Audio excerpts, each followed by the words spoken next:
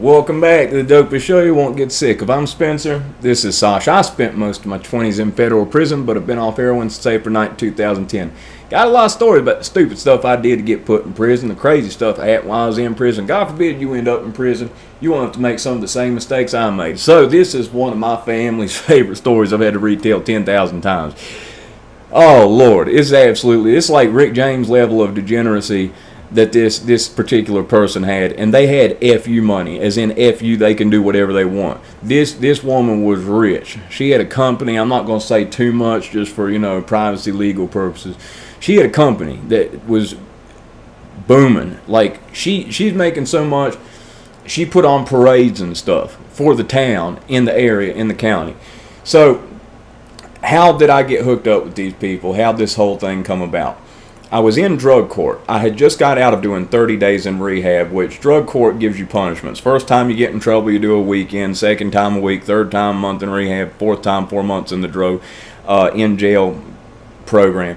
But anyway, I'd done the month in rehab because I had figured out a way to beat their $1 million drug testing system. And I was beating that system. I was still selling stuff and being a degenerate. Blew through a good bit of money, but still had a good bit of money. I was still dealing with in this time. Now, keep in mind, I lost my 20s in federal prison. I'm not glorifying any of this. I'm just getting an outline of how this came about. So I get out, and I'm back doing the same thing I was doing before. Had no interest in doing it.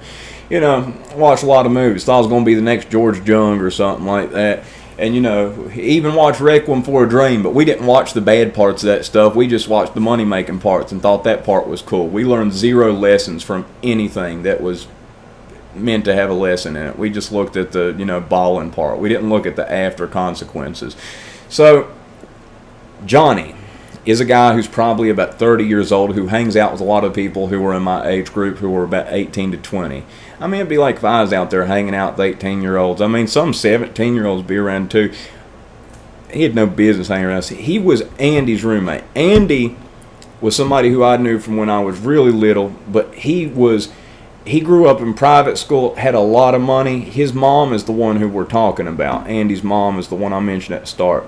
So Andy, you talk about people making money selling stuff, how hood, how street, and all this stuff. In reality, the people who are making the most money are the people who have the most money being spent with them. Since he was in that private school, hotsy-totsy society, he was balling, making a lot of money for a good while. But ultimately, he was a crash test dummy, and as he was meant to crash, and ended up just being a down-and-out addict.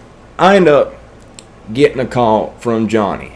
He calls me over to the house, tells me that there's this woman who wants to buy a good bit. He tells me, bring a lot. And he tells me she ain't going to, check it on a scale, so set some aside for him out of whatever she gets. I'm like, well, you're bringing me the money, so that's your call. So I go over there, and there's this woman. This woman looks like a very well-dressed librarian with short hair. Like, how older people go to the salon and, take care. Like, the older woman, like kind of like Karen haircut, had glasses, and dressed immaculate and very well spoken. She's like, hello, it's nice to meet you. And I've talked to Johnny in the back room before I even say hello to her, and I'm like, dude, are you sure this? Yeah, dude. And I don't know that it's Andy's mom. He hadn't told me that, I guess for privacy. I don't know what the purposes were.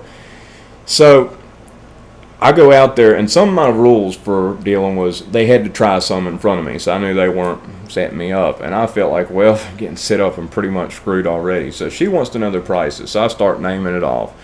Start down with a gram, go to a ball, go to a quarter, then I go up to a half ounce. Told her a half ounce be $450. She's like, oh, that's what I want. And she gets her little purse out. And I'm like, well, you got to do something from me. She says, that won't be a problem. And I ultimately, go in the back. And I end up giving her like 11 or 12. I give the other guy, Johnny, I give him 2. I don't give her the full 14. That's what he told me to do. I normally wouldn't do it, but he did bring me this money, so that's what I'm doing.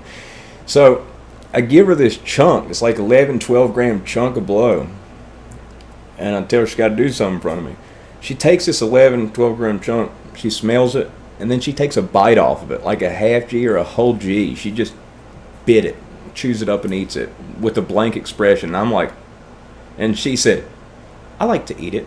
I'm like, all right, party on, rock out, whatever. So stuff ends up happening. As I've said, the life of a teenage drug dealer who has no credit and no way to actually get an apartment and stuff like that. As much money as I ever had, I kind of had to rely on which couch was the nicest that I could surf to. I was a habitual. I rode the wave to wave to catch to surf on different couches, basically. So anyway, I end up at their place. So I'm the guy who's got stuff, so they like me because of that. So I move in with them. And ultimately, there's this day where some crazy stuff happens. Another side note, Johnny, he worked at a restaurant, and he'd get me to come there and sell some to people and keep a little bit out to give to him each time I did it. He ended up owing me for a ball that he didn't pay me for. And Andy told me, he was messed up one day. He said, I know how to get him to pay you. Because it's like he's my roommate. He owes me the money. I keep bringing it up. He hasn't paid me yet. But it's like, whatever. Y'all are letting me live here. He's like, take his medicine. I'm like, what do you mean take his medicine? He'd get sick with that. He said, nah, it's his herp medicine. The herp. Yeah. And I took his medicine, and he flipped out. And he's like, no, I got it. I'll flip out over that. And I gave it back to him. He did end up paying me. Not then, but like in the next couple days. That was a funny side note. So anyway, what ends up happening is this woman, Andy's mom, is rich. But she goes manic like every 5 or 6, 7 years. Like she goes off the walls to where they have to do like an intervention. Like she just goes cuckoo completely. She goes out, has a house party, but she's got this boyfriend. She's from the richest area where I live, $1 million houses, $2 million houses, okay? She gets a boyfriend who's a black man who's smack in the middle of the ghetto where I live. He's missing a front tooth. He's a nice old man, gray beard, walked hunched over like he had a bad back, but that's her new boyfriend. You know, you love who you love. You know what I mean? Doesn't matter if you're from rich, they're from poor. You know, people fit. But basically, what the funny part about this is all her pinky up, hotsy-totsy friends. She invited them over to meet her boyfriend at his house. His house is in the ghetto. In the ghetto? Yeah, it's smack in it. You know, like those concrete things that hold heels up? That are like 15, 20 foot high, like it'll be like a concrete barrier to keep a heel from washing in. There's one of those right in front of his house. There's a corner store that splits off where people just hang out in front of it, sell dope. The concrete thing has gang tags, all kinds of stuff over it. And there's some stairs that lead up to his house, which is on a hill. It's actually an incredibly nice house. It's a real historical district. The ghetto over there's a whole lot of nice houses. Now, in the white ghetto, the houses are trash. It's like something out of Shameless, the white ghetto. But in the black ghetto, the house is actually really nice. They're old, but they're really nice. So anyway, she invites them all over to his house for this party. She's gotten like $10,000 or $15,000 of fancy wines, champagne, lobster, all catered, brought to this house, okay? She had it set up so then they could get in and set the place up. But she had run her car. They decided, she went out and she bought a $60,000 fully equipped van. There had been a big snowstorm like that, like the day before something. They had put the van off the side of a hill. A tow truck driver came. He got stuck trying to tow that van out. So a tow truck had to tow the other tow truck out, and they just left the van there. Normal people to remember where you lost a brand new $60,000 van. Being that she's manic and not quite there at the time, she does not. So rather than going and looking for this van, she charters a helicopter, and she gets on this helicopter with this guy, her boyfriend, and they spot the van. They're able to tow it out because the snow's gone. That's why they weren't at this party, okay? So ultimately what ends up happening is her son Andy, Johnny, and me go over to his house. The party's over. I mean, we get there at like 10 o'clock. But I get this wonderful idea. I was like, oh my Lord, all of your hotsy-totsy pinky up friends must have come to this house, knocked on the door. There must have been nobody here. The fellas on the corner selling rock must have been looking up and down, and all those pinky up people driving their Mercedes and stuff parked in front of the house must have been scared to death to be there. So I knew they'd be freaking out because they're pinky up people. And this is like an active area where like stuff happens, like a lot of violence and stuff happens. So we get on the phone and the answering machines, and the people are like, well, we're not sure if we have the right address, but we're here. We knocked on the door for about 2 or 3 minutes. Nobody's here, so anyway, we'll have to catch you next time. Bye. Everybody, we went through these messages. There must have been 10, 15 of them, of these rich people that were scared because they went and knocked on the door. The fellas on the corner selling stuff, they weren't fixated with them. Like they're gonna come hit them all. I mean, there might have been a crackhead that came up and did something, but they weren't going to do anything.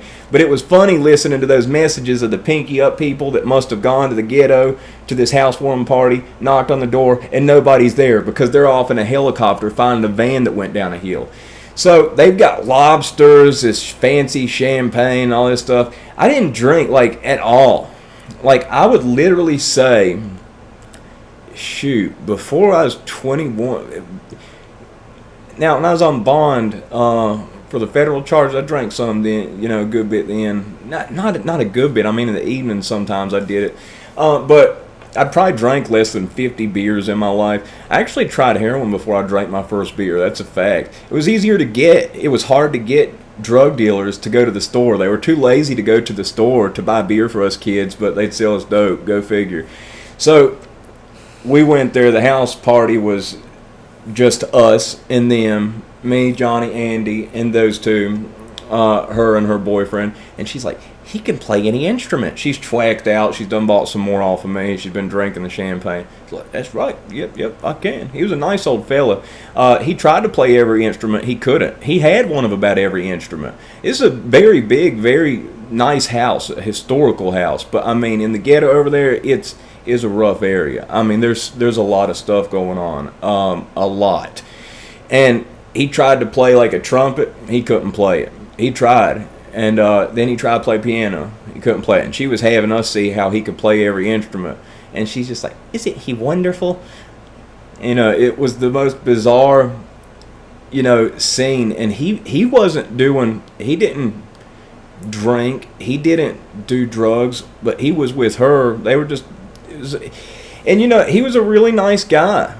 But like, all the stuff she was doing, it was kind of weird. Like, I can't imagine being with somebody and you don't do any of that stuff at that age. You know what I mean? You get 20-year-olds that get together. Like, maybe a girl will get with a guy that does drugs and they'll put up with it because they don't know any better. But usually at a certain age, I'm surprised he put up with it.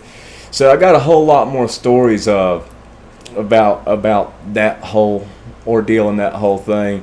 But that's kind of like an introduction to them and their craziness. Like, I can't tell you, those phone calls were the funniest thing on the planet. Listen to all these hotsy-totsy, pinky-up people, scared out of their minds, knocking on a house that on a door at a house that nobody's at. When the fellas on the corner, who are on the corner all day at this convenience store where the fork splits, and their gang tags say, like, I don't know what it was. It might have been they had like Lansdowne Crips, and then there's some such blood, but they had the gang tags all up and everything. And listen to these phone calls, these scared people, was the funniest thing ever.